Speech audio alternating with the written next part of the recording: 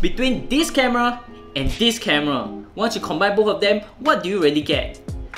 I see the Sony ZV-E10 and I feel that it's a step in the wrong direction. And in this video, I will explain why. Number one is taking features from both of these lineups, namely the product showcase feature and the ability to touch to focus, and the APS-C lineup lenses from the A6000 line. Yes, it's good for all those who do not own either the ZV-1 series or the A6000 series. But for me, I own both of them and it's kind of confusing consumers such as myself having this middle camera that has both of these features. In my previous video, I actually showed you the capabilities of it shooting as a portrait camera. Now of course, there's one big weakness of the ZV-1 is that the battery life kind of sucks. Whereas this A6400 is an excellent APS-C camera, and especially the one that I always use for my YouTube videos.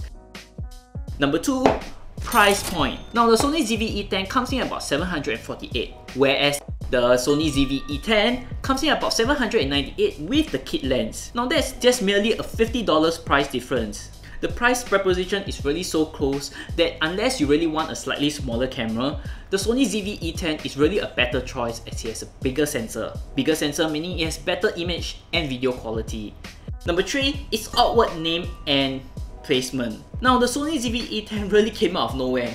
I mean, where was the Sony ZV-E9, E8, E1, E2?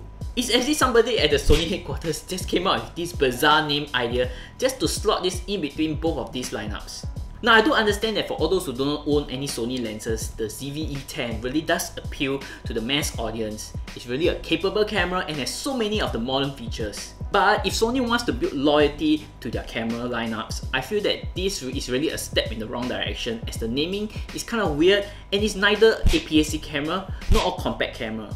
I would rather they work on their Sony ZV-2 or their A6900, something new to add to the already existing lineup. Now let's be fair to Sony, they are not the only one who did this. Canon actually started it off with their 5D and then their 5D SR. And now their new mirrorless range is called the RF. What am I trying to say is that newer names actually confuses the market more. Do you agree or disagree? Leave me down in the comments below. But somehow I already know that some of you guys out there actually share the same sentiments as me. If not, I'll see you guys in the next video.